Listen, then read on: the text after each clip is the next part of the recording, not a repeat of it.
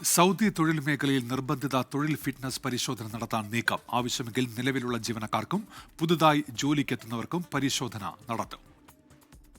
സർക്കാർ സ്വകാര്യ മേഖലകളിൽ ജോലി ചെയ്യുന്ന തൊഴിലാളികളുടെ ശാരീരിക മാനസിക യോഗ്യത പരിശോധിക്കാനാണ് നീക്കം. നിലവിലുള്ള ജീവനക്കാർക്കും പുതുതായി ജോലിക്കെത്തുന്നവർക്കും ആവശ്യാനുസരണം പരിശോധന നടത്തുമെന്ന് സൗദി മാനവ വിഭവശേഷി സാമൂഹിക വികസന മന്ത്രാലയം അറിയിച്ചു. പൊതുജനാഭിപ്രായം സ്വരൂപിക്കുന്നതിനായി കരട് നിയമം മന്ത്രാലയത്തിന്റെ ഇസ്തിത്ല ഓൺലൈൻ പ്ലാറ്റ്ഫോമിൽ പ്രസിദ്ധീകരിച്ചിട്ടുണ്ട്. പൊതു ആരോഗ്യ പരിശോധന, പ്രത്യേക പരിശോധന, മനഃശാസ്ത്ര പരിശോധന എന്നിങ്ങനെ 3 പരിശോധനകളാണ് നിർദ്ദേശിച്ചിട്ടുള്ളത്. നിലവിലുള്ള എല്ലാ ജീവനക്കാർക്കും പരിശോധന നിർബന്ധമല്ല.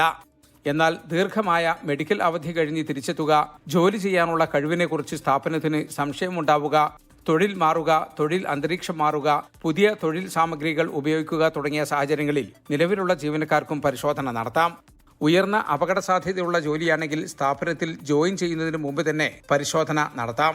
Saudi commission for health specialities സാക്ഷ്യപ്പെടുത്തിയതും national council for occupational safety and ഹെൽത്തിൽ രജിസ്റ്റർ ചെയ്തതുമായ ഏജൻസിയുടെ മേൽനോട്ടത്തിലായിരിക്കും പരിശോധന.